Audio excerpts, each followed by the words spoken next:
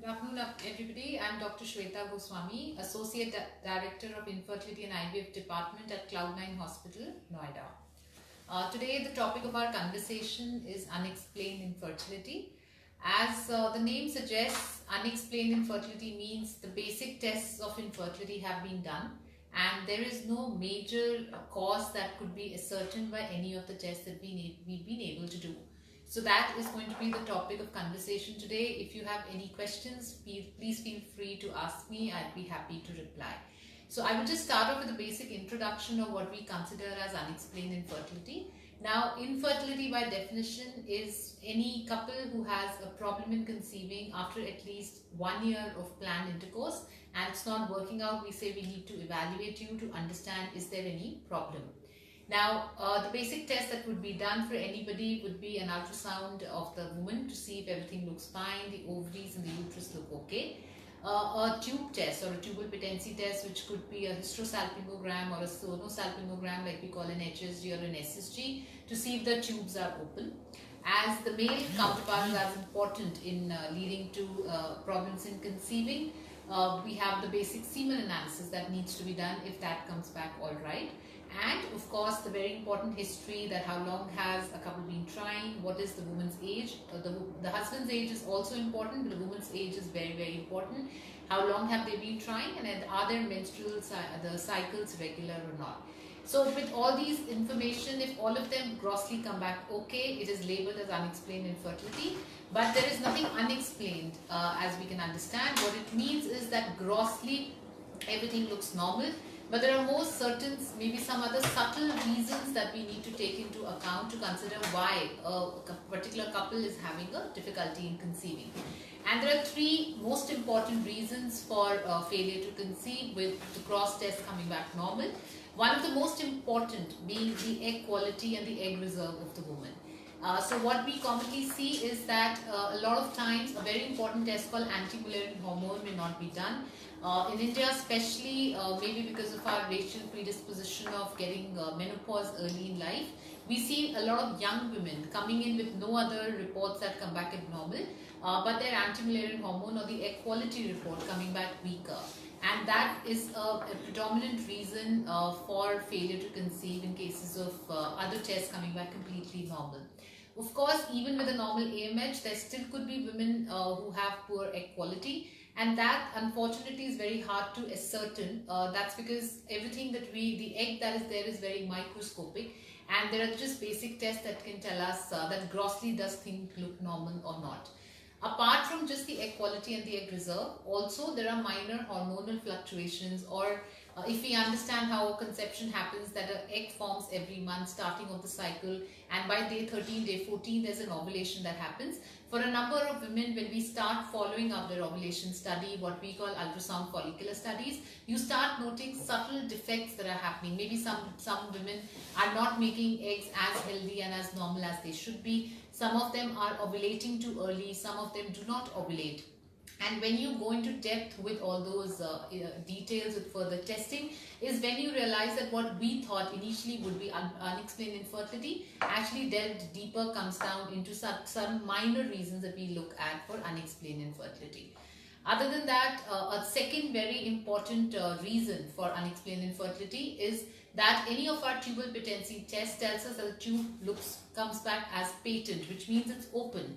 But it's very important for us to understand that the tube is like a cylinder, and the cylinder, whether it is open on both sides or not, can be checked by the HSG or the SSG or even the laparoscopy test.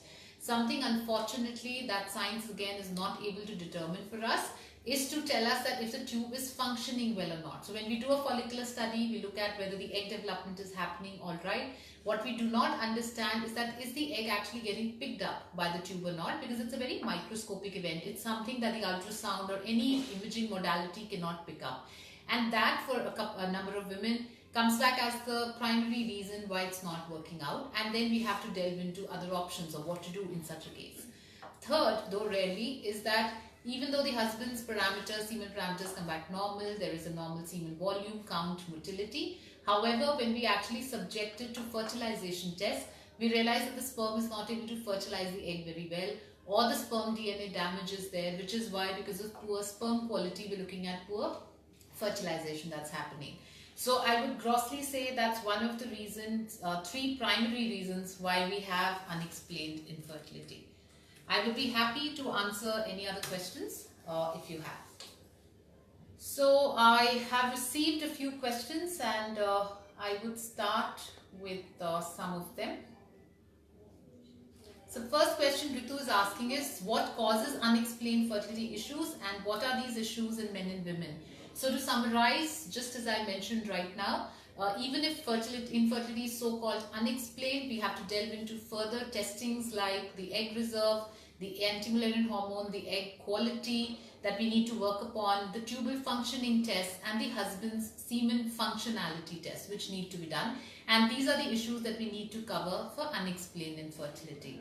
So Nitika asks, can infertility be caused by mental health problems? So that's a very good question because it's kind of a vicious cycle. So we have infertility leading to naturally a lot of stress. It's something, procreation is just supposed to happen naturally to us. And if it is taking time, if it is, and especially in the case of unexplained infertility, when no doctor or no test is able to pinpoint actually what the reason it is, it definitely becomes stressful.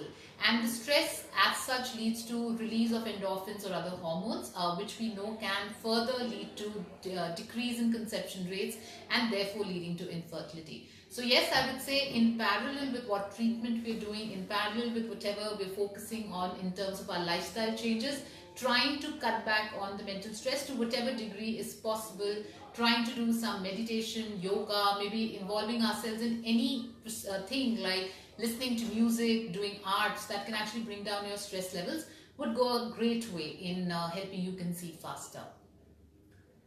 Soumya has a question, that is unexplained diagnosis a common one or a rare case diagnosis, and how frequently is it encountered? We need to understand that for at least 10% of our patients, so if we have 1 in every 10 women who would, or a couple who would come down to us, would, and that's the same, that's evidence in literature, would not have any major reasons attributed to the reason for their infertility, and so it's as common as 10%. I would say we need to take heart in the fact that even though it's unexplained, even though it's frustrating because no doctor is able to tell you why you're not able to conceive, it's also the diagnosis that actually leads to best success rate. So if we follow up the conception rates for a couple with no apparent problems, whether it is conceiving naturally, whether it is conceiving with procedures like intrauterine insemination, IUI, or even needing IVF, you actually stand in the category of the best prognosis, which means you have the best chances of conceiving because there is no major gross reason that's not leading pregnancy happen. And therefore, if you keep working at it, if you keep working on all the suggestions that are given to you, you stand a great chance of conceiving in the very next few months. Okay, so the next question by Rohini is, all my reports are normal and I'm still not conceiving. Why is this happening? We're married for a good 4.5 years. Something I'd like to tell you, Rohini, is that a very important parameter for us for unexplained infertility is how long is it that you've been trying to conceive. So if there's somebody who understands the fertile period and has been trying for just 6-8 months but has all reports coming back normal, we would say keep working at it because maybe it's just a chance event, maybe it's just not worked out for you in those particular months.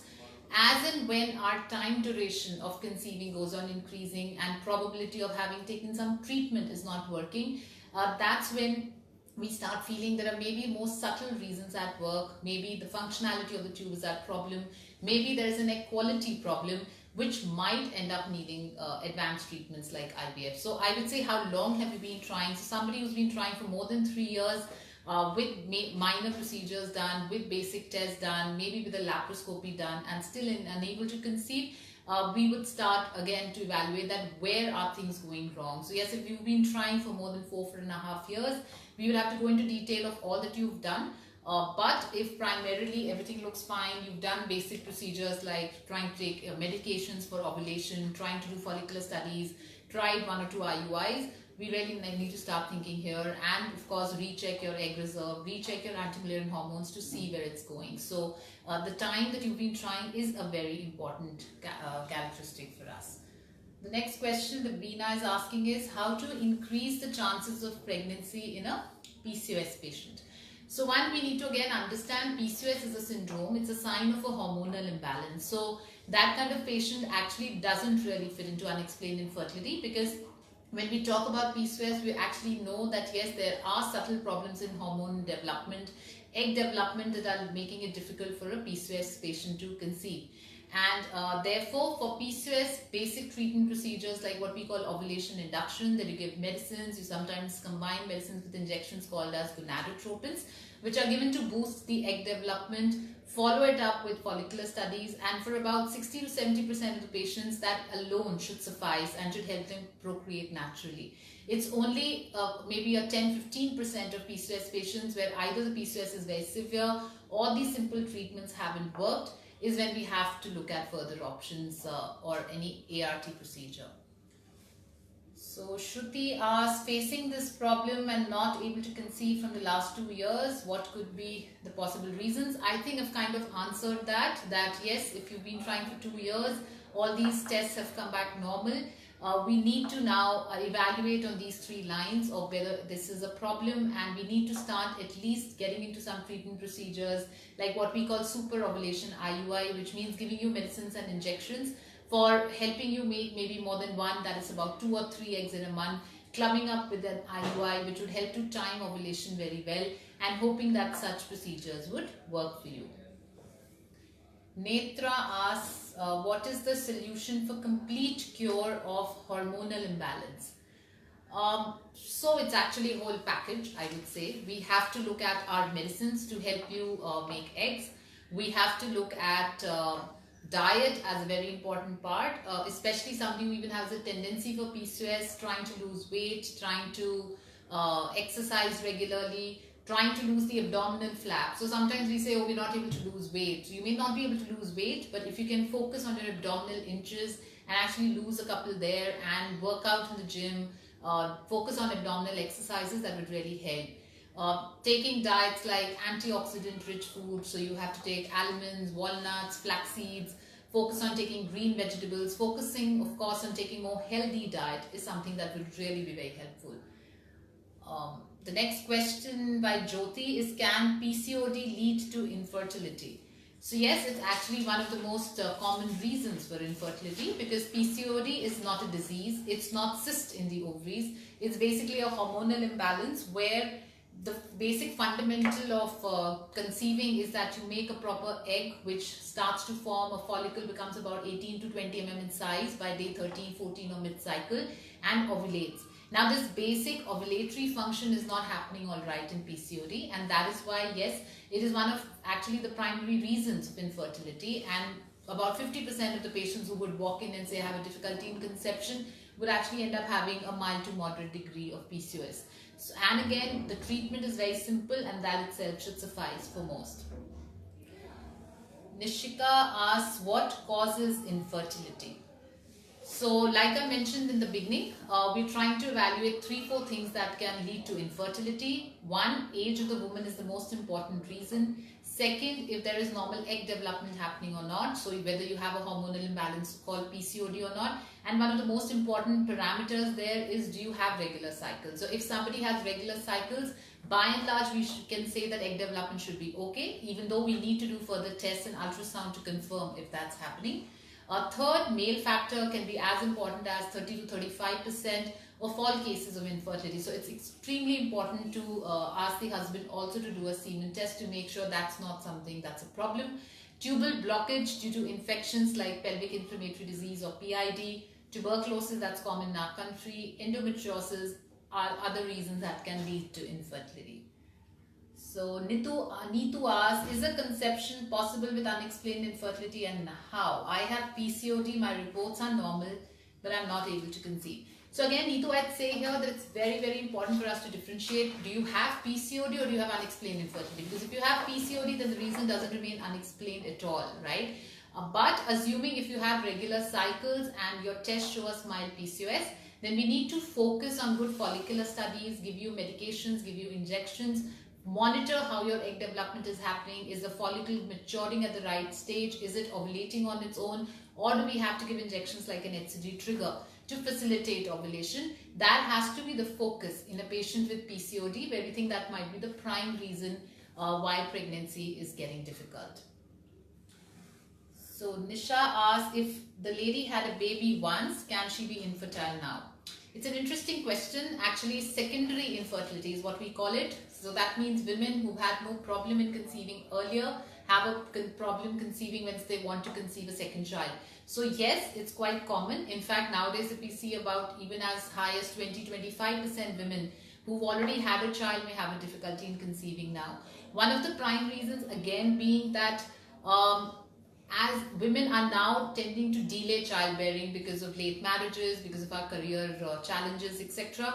And therefore, by the time you have your first child, you're probably around 28, 29, 30. And therefore, by the time you're planning your second child, you're actually about 34, 35. So the age factor in terms of fertility certainly starts to go up, and we need to keep that in mind.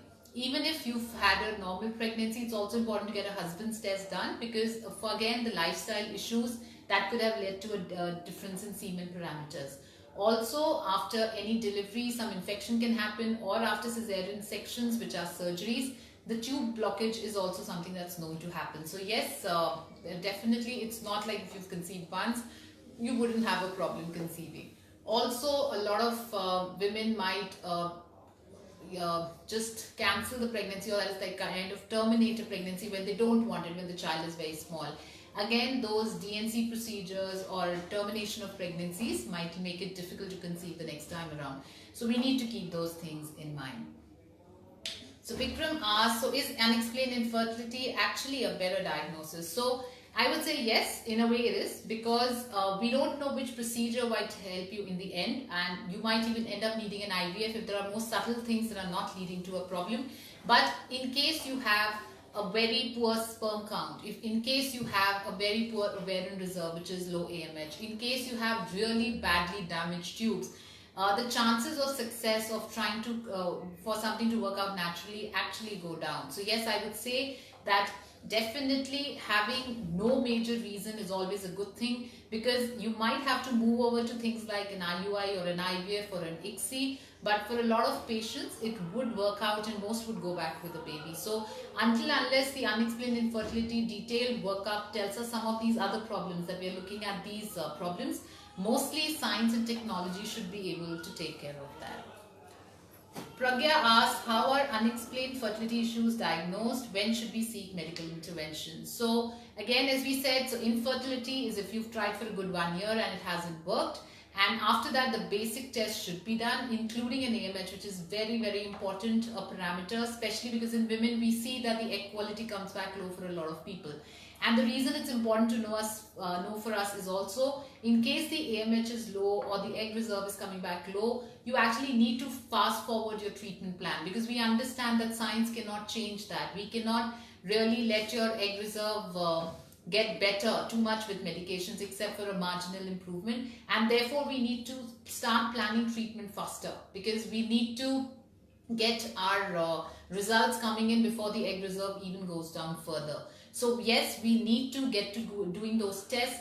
You might need a laparoscopy in case there's any doubt that the tubal patency test that is looking okay or not, and plus the time frame, as I said, is very important. So in case you have been trying for a good 2 years and maybe even 1 year of medical treatment and there is no major reason coming out, it's time to start thinking of what you need to do. And I think our basic guideline or basic thing as to what is most important, or the most important parameter for me, would be the woman's age and her anti-Mullerian hormone.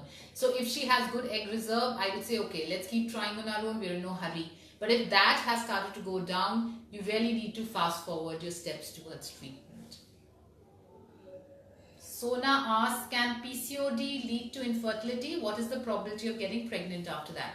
I think I partially answered that question. It's one of the most important reasons of infertility, but the probability of success is also very good, because the basic problem is in egg development. So the minute we're able to bypass that, 60 to 70% women should be able to conceive with very simple treatments like medicine alone. It's only a fraction of the remaining who would require higher procedures like a laparoscopy or an IVF.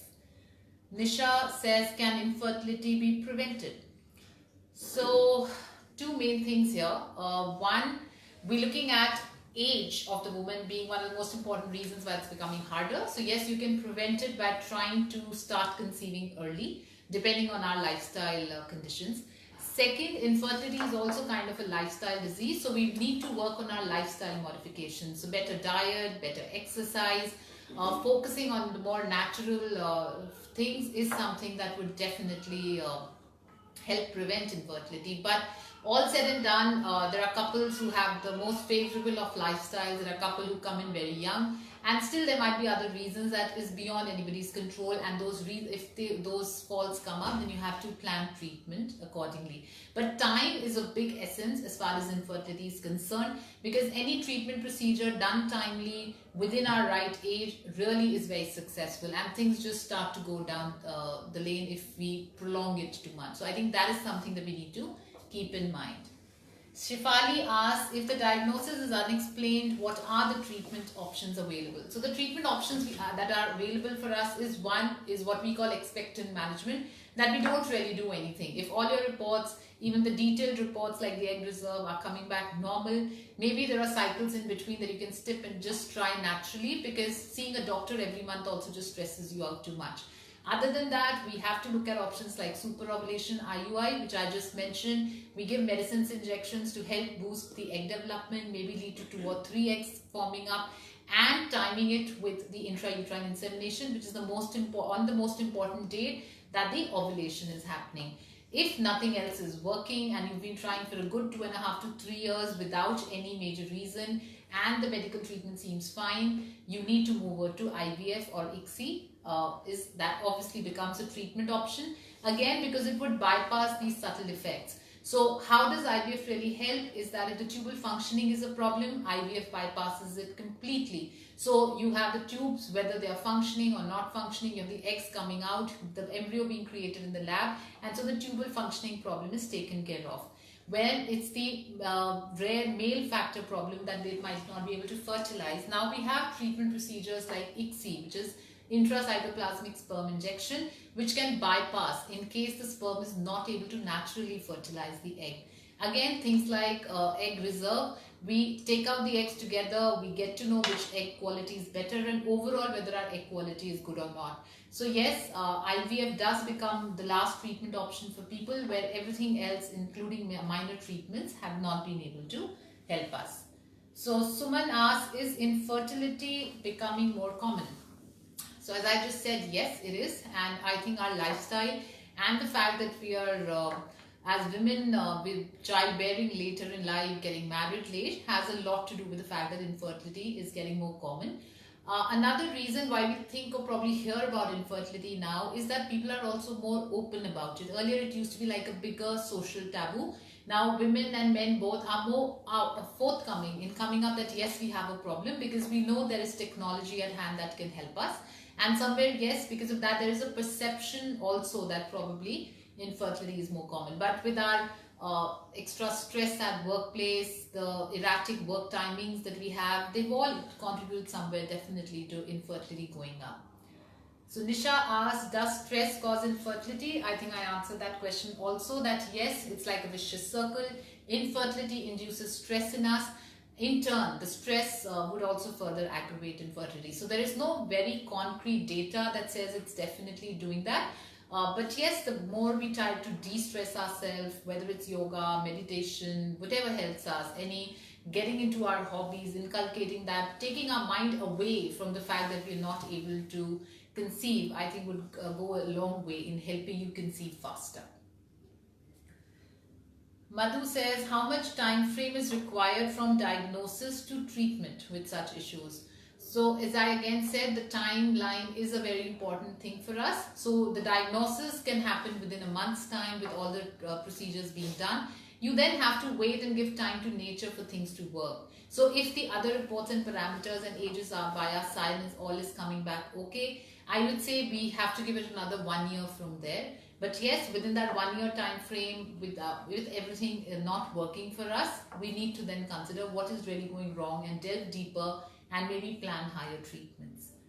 Sona asks, can PCOD lead to infertility, and what is the probability of getting pregnant after that? So I think it's a repeat question. So yes, PCOD does lead to infertility in a large number of patients. The good thing is that the probability of getting pregnant with PCOS is very high, and it'll probably be just about 10% of PCOS women who would end up needing IVF. More than 80-90% would be able to conceive with simple treatments like medical treatment, IUIs, or a laparoscopic drilling. Pranita says, I'm 38 and once my IVF is failed, I have PCOD. So again, Pranita, we need to go into detail of why the IVF has failed. And again, at 38, our important parameter would be how many eggs have we got, how many embryos, were they of good quality. If you have PCOD, it usually means that at least our ovarian reserve is on the higher side. And I would say IVF also is something that leads to about a 60-70% chance. As long as the other parameters are okay, we should consider doing an IVF attempt, because it can be successful. And also in IVF, there is, this is apart from our topic of course, but we should consider doing what we call pre-implantation genetic screening, which is that the embryos that we get in IVF, we first screen them for any chromosomal abnormalities, choose the right embryo and transfer. That would really increase your chance of success the next time around. Another question is by Nisha, does diet and physical activity play a major role in coping with these issues, and what should we follow naturally? So like I tell my patients, I would say this is something that should go on in parallel with whatever medical treatment we are taking, because this is 50% of the job, or that's the homework that the couple has to do. Both of them need to work on their diet rigorously, they need to work out very well, they need to exercise regularly. A common question that comes up is that we are always advised that because we are trying to conceive, we should not get into rigorous exercise, because it might deter us from, or maybe increase our chances of miscarriage. So my important point here would be that the first 20 days of our cycle, starting from the day our periods start, there is absolutely no chance of pregnancy, because implantation, even if it happens, will happen around day 20, day 21.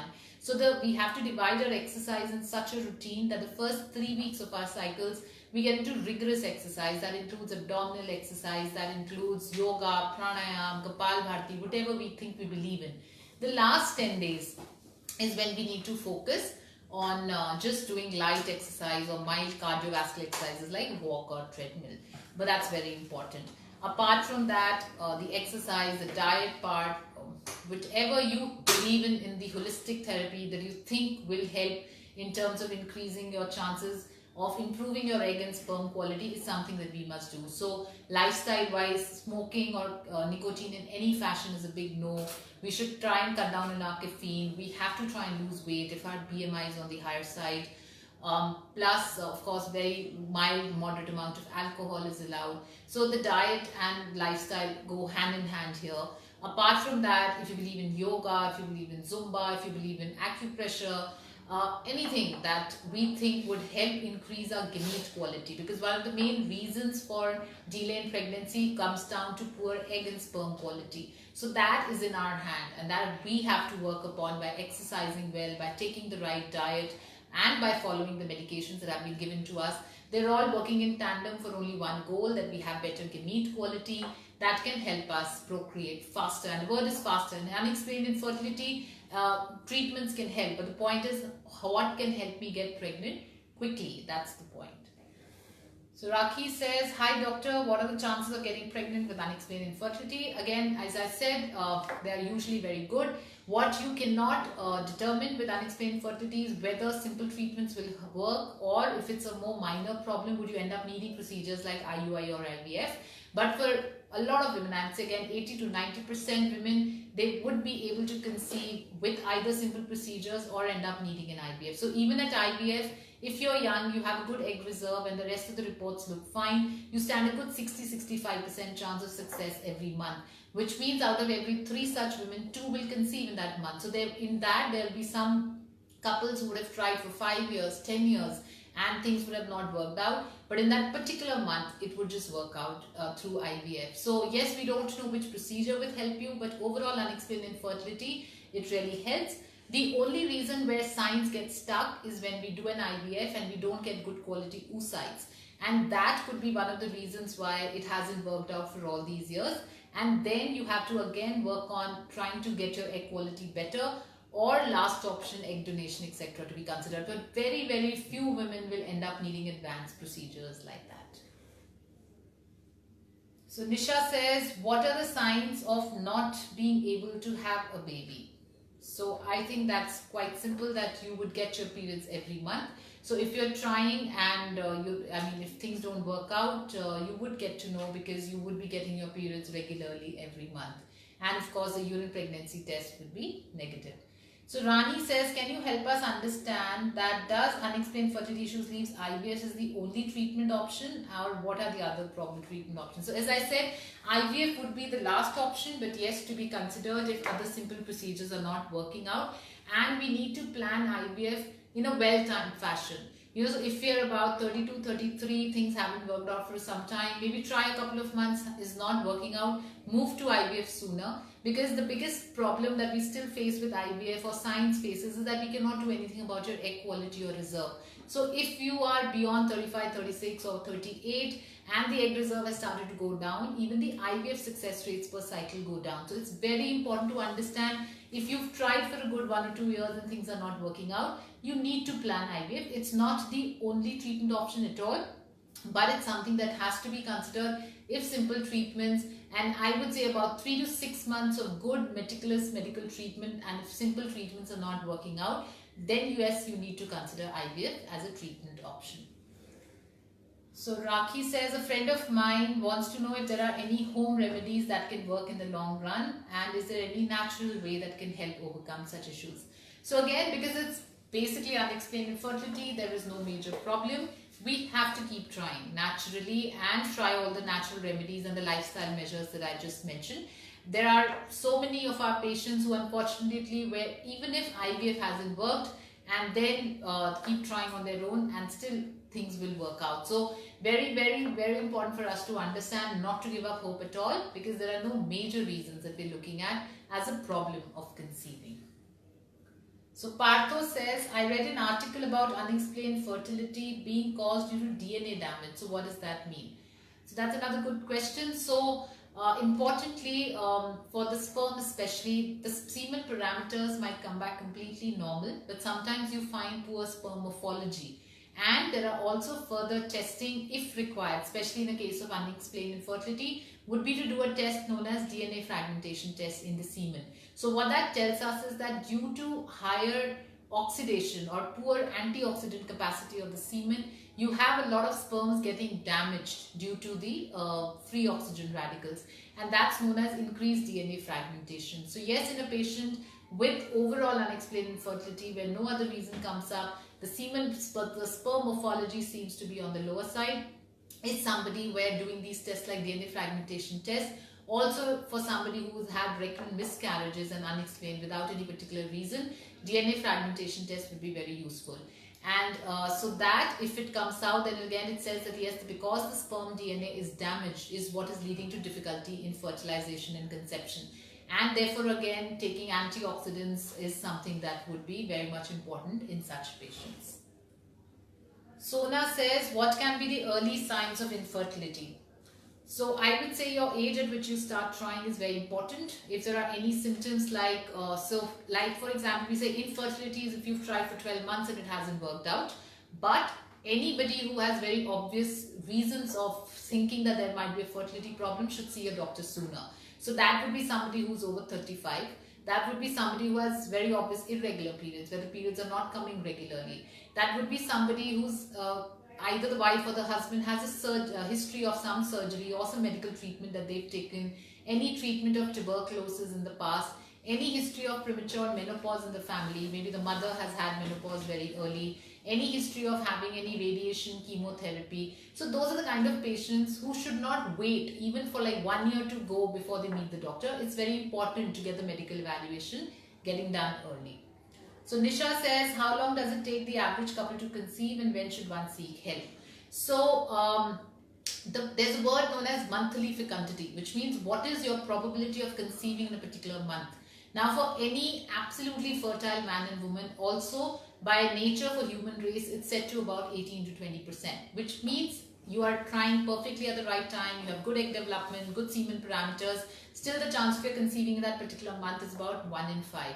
And therefore, that's the thing we remember, and therefore about 90-95% patients couples actually should be able to conceive in the very first year of their trying, understanding the fertile period in their mind. If, however, it's not working out, that's when we say you need to get yourself evaluated further, that is there any other reason why things are not working out for us. So Raki says, is the treatment different for such unexplained issues, or is the normal course for the ones that get detected? So no, the treatment would be very different. So if you actually get to know what is the reason, say for example somebody has gross polycystic ovaries, then their treatment would be the line of treatment would be very different. For somebody where we think there is a tubal pathology, then either doing a laparoscopy to try and correct the surgery, or giving antibiotics, or testing further for the reason of blocked tubes is very important. There might be a couple in which you have suspected endometriosis, which means there is some blood deposition that's happening in the pelvis which is not letting tubes work very well. Again, trying medical treatment or laparoscopy is something that you would go for. If there is a husband's semen parameter problem, then that again needs a different, you need to see a urologist, you need to take medications, you might even need surgery for things like varicocele. So yes, it is the reason for infertility which determines what is going to be the treatment plan for a particular patient, and it would be very different from somebody who has unexplained infertility.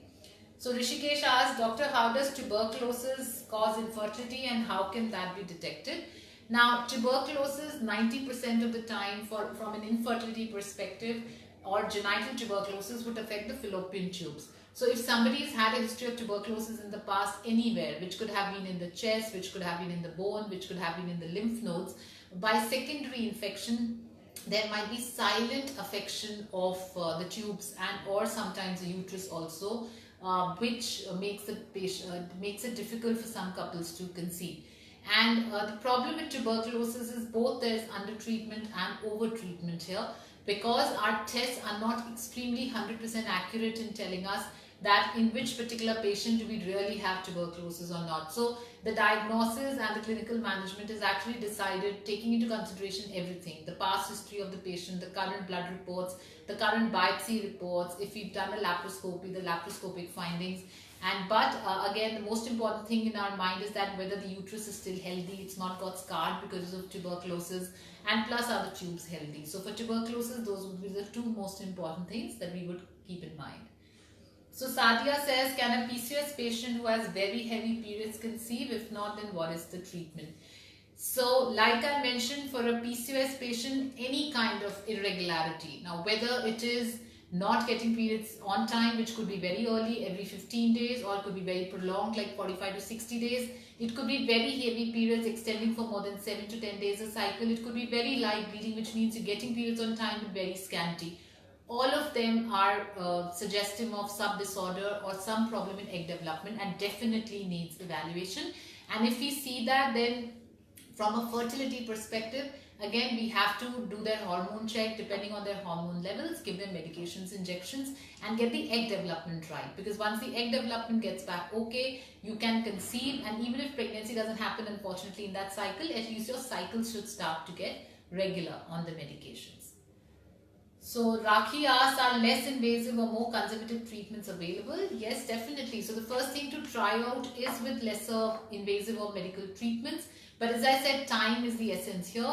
So the best results in all these less conservative treatments like medical treatment or just trying lifestyle changes or doing an IUI is something that we would do for about 3 to 6 months.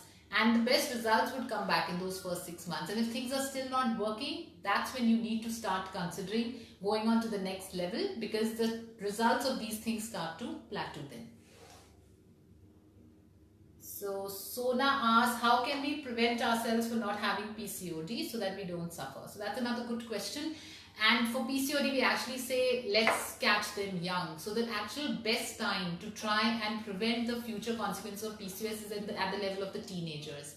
So anybody who has a family history of diabetes, or in their family, if somebody has diabetes or their cousins or aunts have PCOS, should be at high alert that they have a predisposition towards it.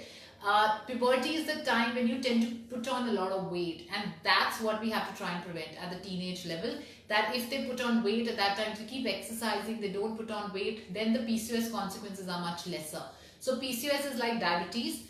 You cannot eradicate the disease, but there is one person who will be very well controlled with diabetes for like 20 years. there'll be another who will be completely out of control. So PCOS is just like that. You cannot let it go, you cannot eradicate that, but if you keep exercising well, if you keep your diet in control, and remember, you'll have to work harder than your other counterparts. Other people who do not have the predisposition to PCOS can have whatever junk food they want and they can get away with it, but you're not somebody who can. So if you work on the lifestyle, which is the majority treatment of PCOS, and if you keep your PCOS in control, there is no reason why it should come in the way of your trying to conceive when you wish to. So Divya says, hi, my age is 35 and I have endometriosis and fibroids. Can I conceive? So Divya, again, it depends a lot on your current condition. What is the level of endometriosis you have? Grade 1, grade 2 endometriosis is easier to treat. Grade 3, grade 4 endometriosis, a lot of times will end up needing an IVF. Again, fibroids are very common. About 1 in every 3 women would have a fibroid. But what is the size of the fibroid? What is the location of the fibroid? If it is less than 2-3 centimeters, sitting far away from the cavity, we would just ignore it. But if it's something that's very close to the cavity where the baby implants, or there are multiple fibroids, or because of that your uterus is very big, those are the cases where we would actually start looking at fibroids as the reason. Sometimes fibroids are just an incidental finding. They're not really attributed to a reason to conceive with difficulty. So Rakhi asks, who suffers the most with these unexplained issues? Is it men or women? So it's actually 50-50, but I think unexplained infertility, yes, it would be like 70-30. For women, it is 70% because the egg quality again becomes one of the most important reasons for failure to conceive. The tubal pathology is another reason, but a good 30-35% does happen because of, like we mentioned, the DNA damage in the sperm or poor sperm quality, which leads to that. So both need to work on their lifestyle for that. So Divya asks, how can we conceive in endometriosis? So again, endometriosis, we have to understand the grade of endometriosis. Grade 1, grade 2, or what we call minimal mild endometriosis might just conceive with simple treatments, most likely. But patients with grade 3, grade 4 endometriosis, again, depending on condition, how big are the cysts, how badly are the tubes damaged, do we have adenomyosis or the uterine involvement in endometriosis and all, that would actually determine what you need. But the one important thing to understand about endometriosis very much is that it's a progressive disease. And therefore, that's another condition where we would say you have to start planning treatment faster because it also leads to deterioration of your egg quality. So if you have endometriosis, please work fast. If simple treatments are not working out, be open-minded to planning things like IVF, because IVF would also work in people with early endometriosis, wherein it means that endometriosis hasn't progressed on or become recurrent or really worsened up things too much. So plan things early, and if you have endometriosis and you're young and you've not really planned pregnancy, you have to look at medical options to keep the endometriosis in control. That's very important. So Sona asks, I have very heavy periods since beginning. Can it be a cause of infertility? So Sona, if you have, again, heavy is a very subjective term. What you might consider as heavy might be probably normal for other people.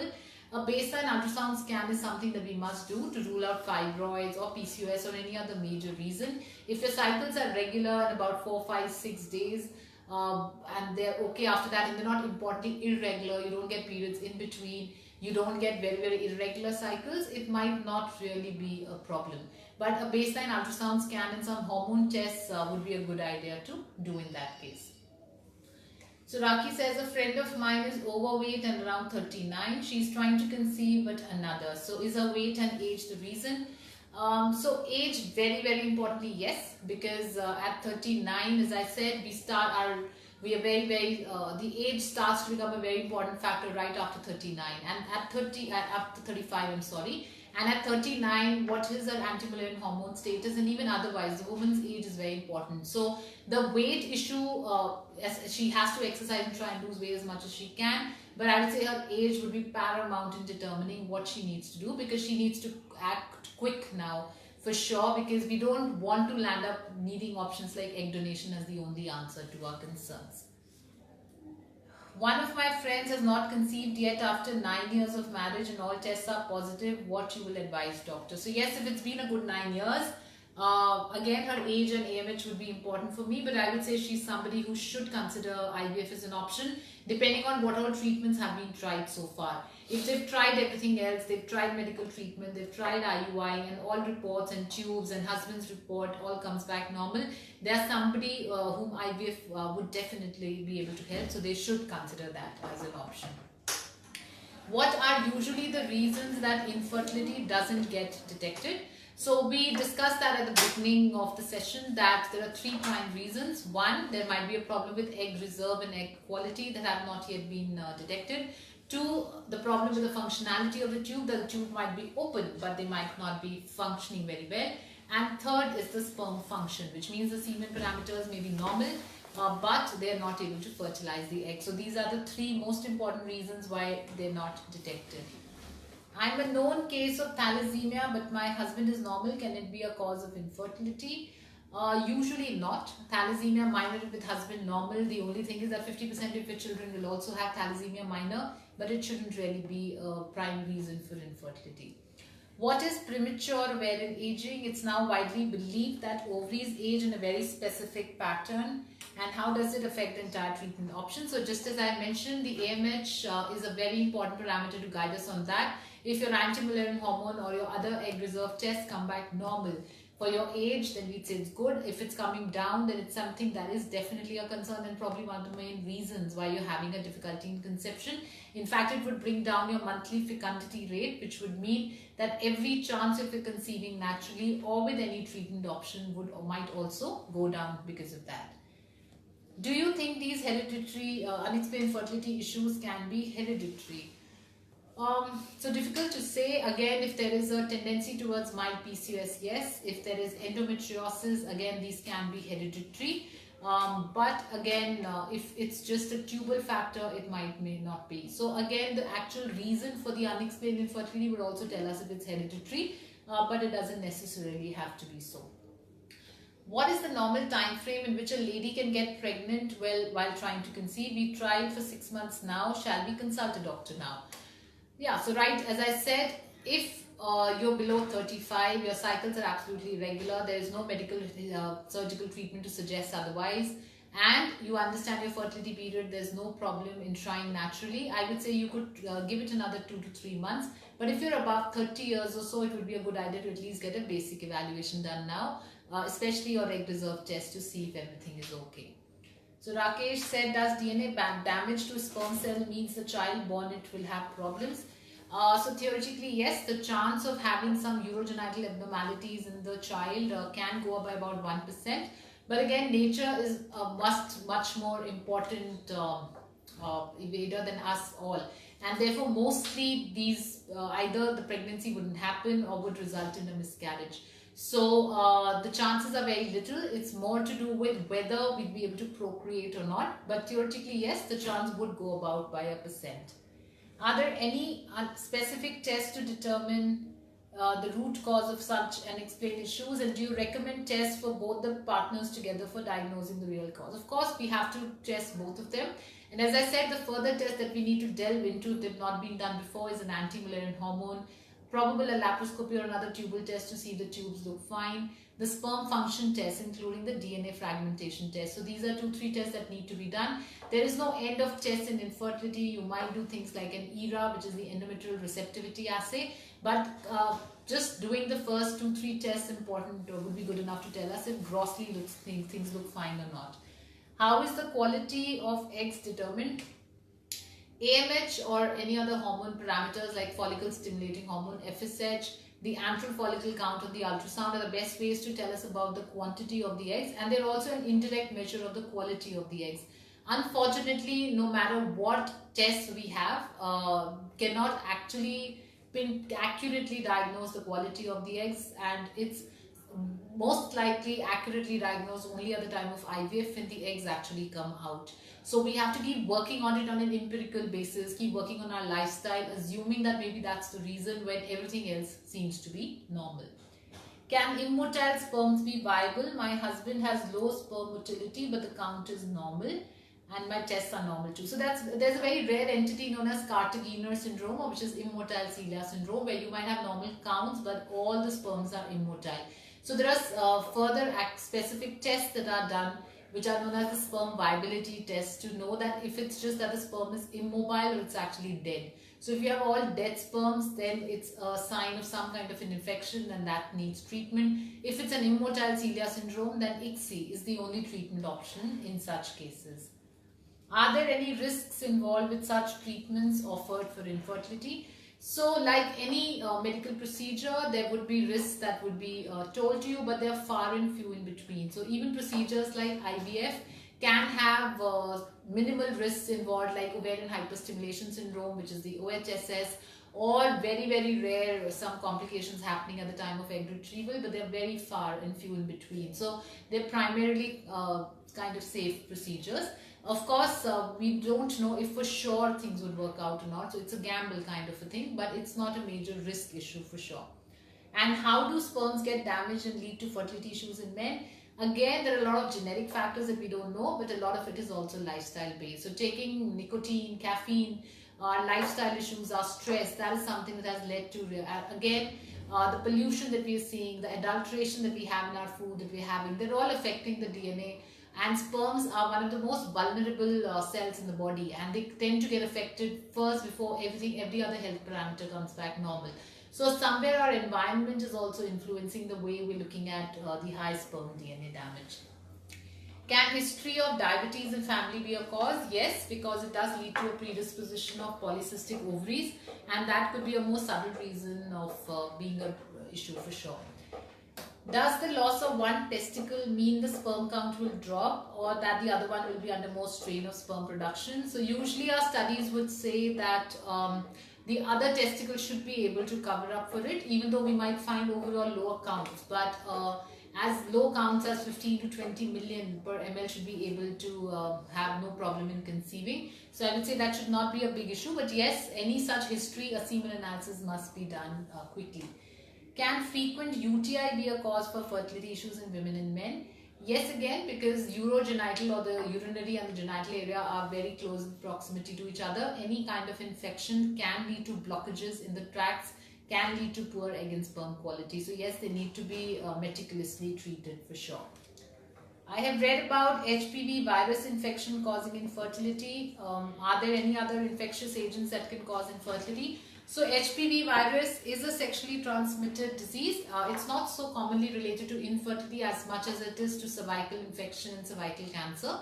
The more common infectious agents causing infertility are chlamydia, gonorrhea and tuberculosis that we have to keep upmost in our mind, and they could also be mixed vaginal infections. Can taking contraceptive pills cause infertility? So that is kind of a misconception. We are always told that oral contraceptive pills are not safe for us, they have side effects and can lead to problems later in life, which to our scientific understanding does not hold true.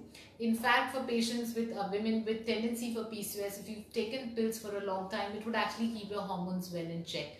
So studies say pills taken for as long as 5 years when you're not trying to conceive act very good, and they're effective contraception. From a fertility viewpoint, if you've actually taken good contraception and not led to unnecessary pregnancies and termination of pregnancies, that's actually quite helpful when you want to conceive. So I would actually put it the other way around and say it's kind of actually very helpful. Is it true that occupational hazards can cause infertility? Are there common instances of these? So yes, it's a very important history that one needs to take, especially for men. So anybody who's involved with a lot of dyes, fumes, chemicals can lead to poor sperm quality. Again, radiation, so therefore people, technicians who are involved in radiation centers are at a hazard that it can lead to problems. So yes, occupational history is something that needs to be very clearly taken in mind. Our tests are clear, but I've suffered from 4 miscarriages in the past, and can it be because of bad sperm array quality? Yes, so definitely you're somebody who should be looking at testing for your egg reserve, anti-Mullerian hormone, DNA fragmentation tests, and looking at gross parameters to see that, because egg or sperm quality is a very important reason. We need to take supplements for improving the egg and the sperm quality. Taking medications for getting healthier egg development would really bring down your chance of miscarriage to, I mean, you can stand a good 85 to 90% chance of conceiving a viable pregnancy the next time. Can drinking coffee also lead to infertility? Yes, caffeine intake is something that is documented to lead to increase in infertility. So it's very, if you take a very high amount, so 1 or 2 cups of coffee is something that you should be limited to, and that is something that would really help you bring down your chances of difficulty in conception. So thank you very much everybody for your lovely questions. I hope I could answer them to your satisfaction. To conclude, I would say again, my take-home message on unexplained infertility would be that make sure you're doing all the tests. Unexplained does not mean that everything, there's actually no reason.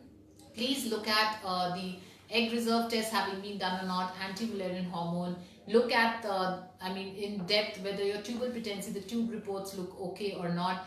Get ultrasound follicular studies done to check if your egg development is happening right on time. You could be somebody on the extreme of spectrums as far as egg quality is concerned. There could be low AMH, there could be high AMH that needs correction. And more importantly, please understand that the chances of success with a diagnosis of unexplained infertility are excellent. You need to keep trying naturally. You need to keep trying simple treatments. If that doesn't work, things like IUI and IVF can be very, very beneficial in such cases. And we therefore should definitely we should definitely think of moving over at the optimal time. Because the word for an IVF success is also optimal. If we do it at the right time, if it's the age and the egg reserve is on our side, procedures like that can really help you if unfortunately simple medical treatments have not been able to help. So thank you very much for your patient hearing, and please do comment on anything that you would want to say in this regard. Thank you.